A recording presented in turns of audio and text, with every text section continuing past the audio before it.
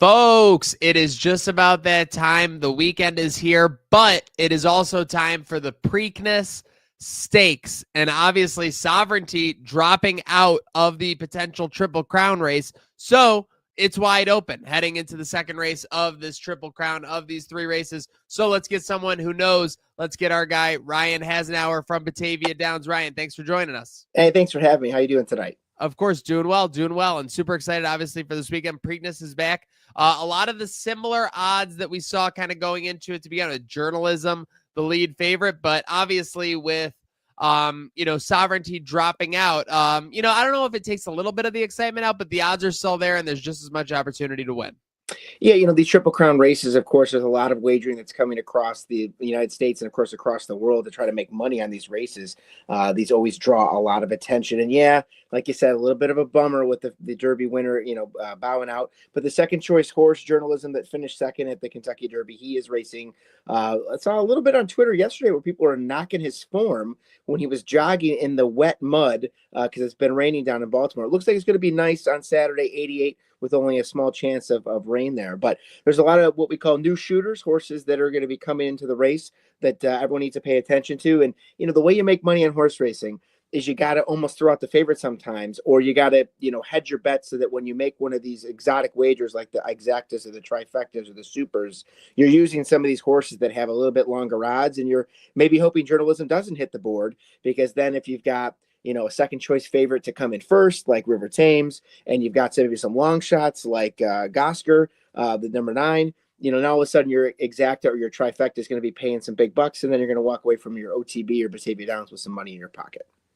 Yeah, it's kind of like you said in layman's terms. From me, it's like there is a favorite with Journalism, but yeah, there's 9 horses and nobody's more than 20-1. So there are long shots, but they're not necessarily like miracles to come victor. That was exactly what Sovereignty was, I believe, in that 15 to 20-1 range pre-race, I believe, at the Kentucky Derby, right? He was he kind of started there, and then he kind of went down, and then I think when he finished, he might have been second or third choice. Gotcha. Yeah.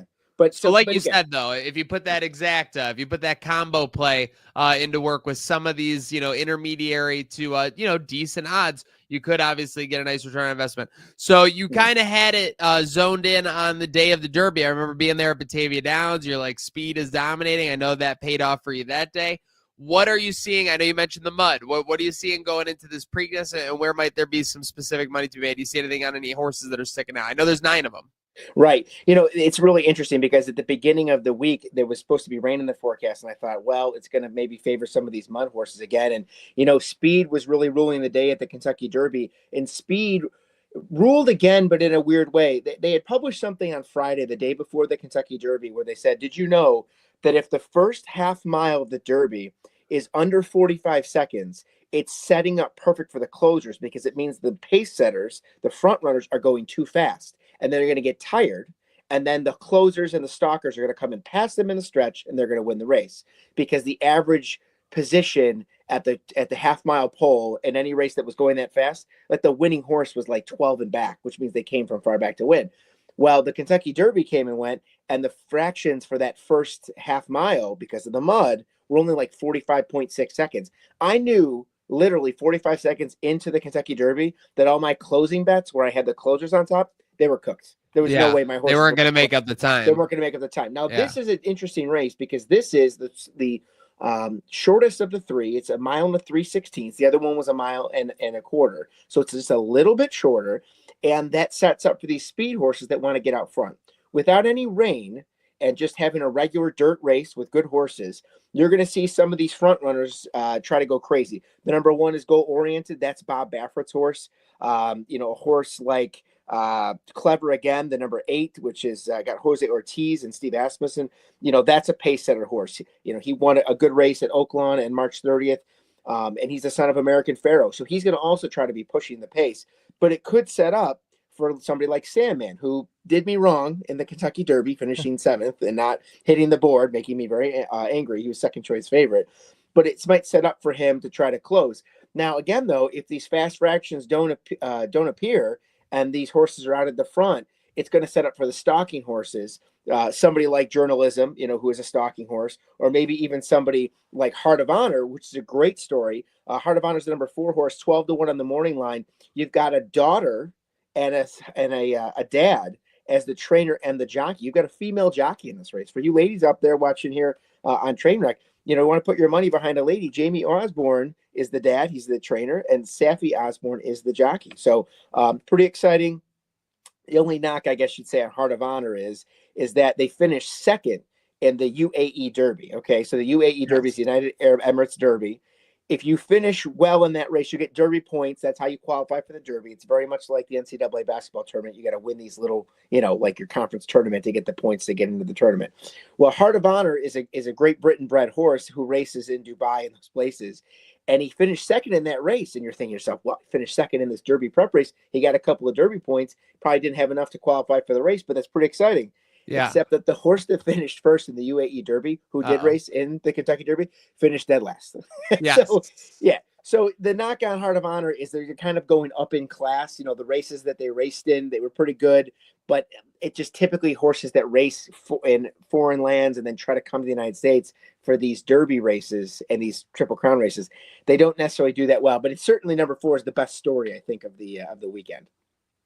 Yeah, no, I mean, I got to be honest, loving the long shots. I mean, how do I stay away as a Buffalo Bills fan from Pay Billy Buffalo? Right, absolutely. He's a press to pay stalking horse. He's what they call the local horse. All 8 of his lifetime starts have all been in the Mid-Atlantic region, and he won in his last 2 races.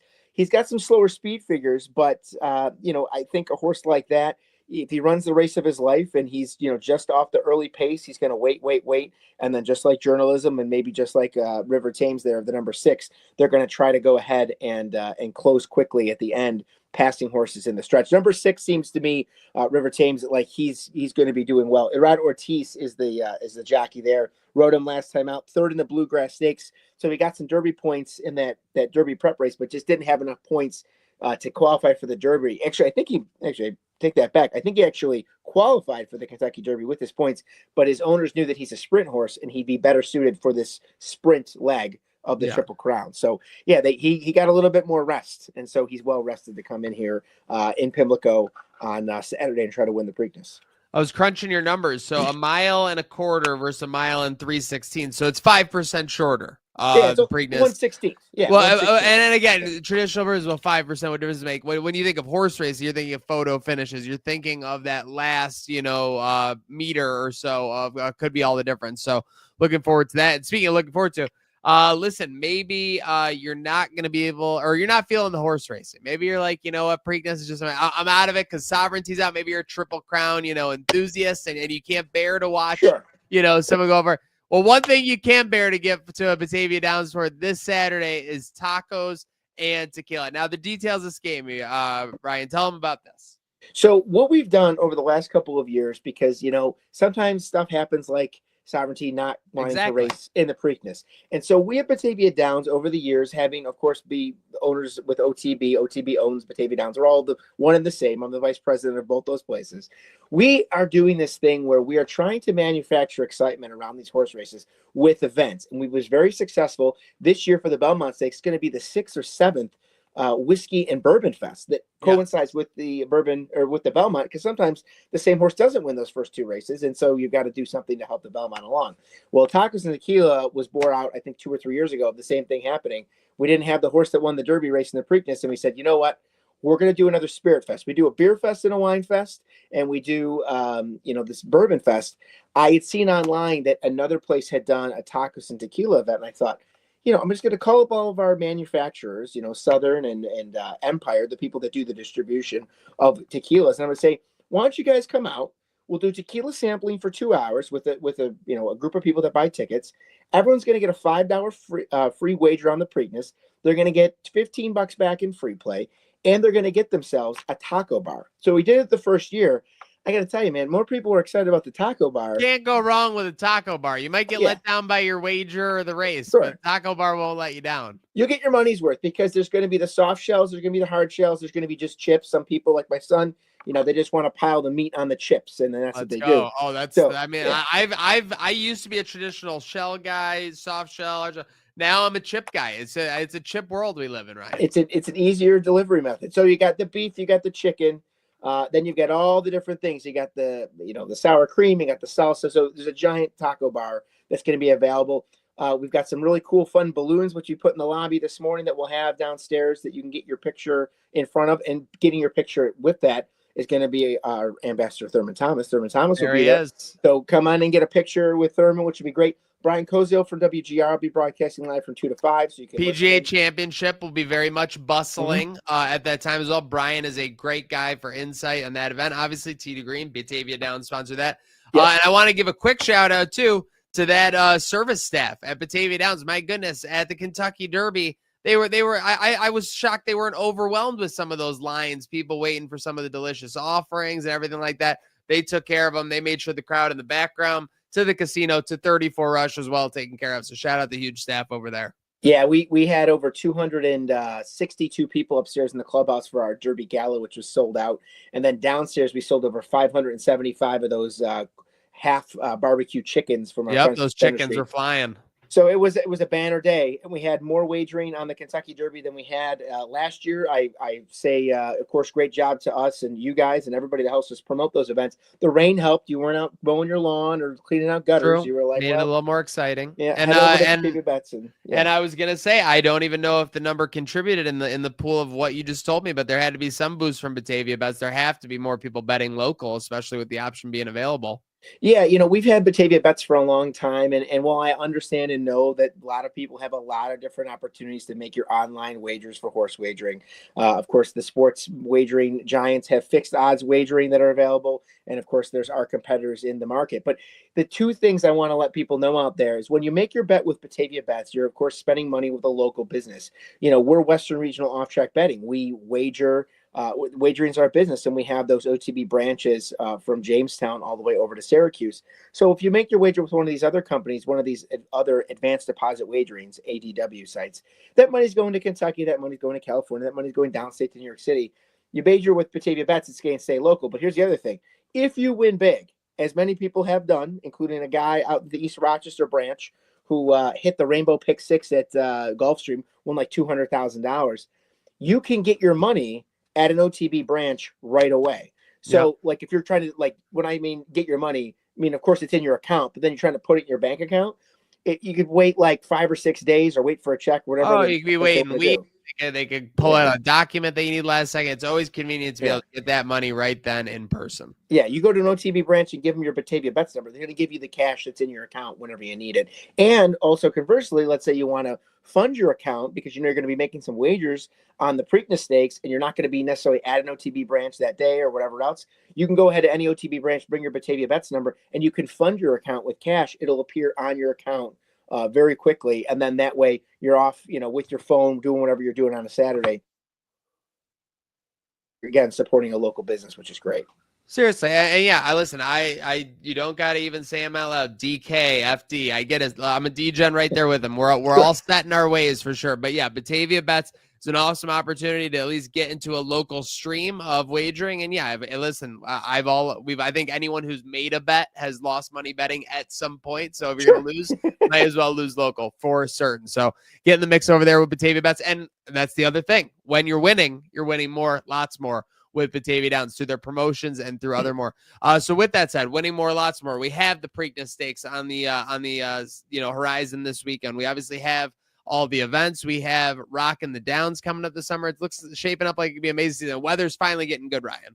Yeah, and obviously when the weather gets nice, people are able to kind of get to us safely. I know in the wintertime, some people don't want to make the trip. Oh, there was one. We were coming for the NFL playoffs. I still talk about it with Don and Slick. I'm like, we should have turned around like twice. It was a little shaky getting there, but you're right. It's smooth sailing into Batavia during this season. Absolutely. Just get on the 90, get off at 48 and you're to us. And, next weekend on Thursday or next week, Thursday, we have the Zach Brown Tribute Band. You can buy tickets online now. Let's go.